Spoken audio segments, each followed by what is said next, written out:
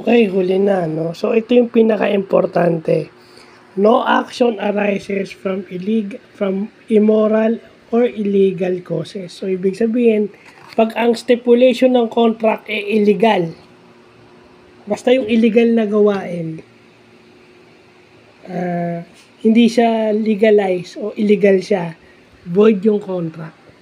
So, importante na ang contract dapat binabasa. Kung hindi maintindihan, ipakonsult sa mga abogado.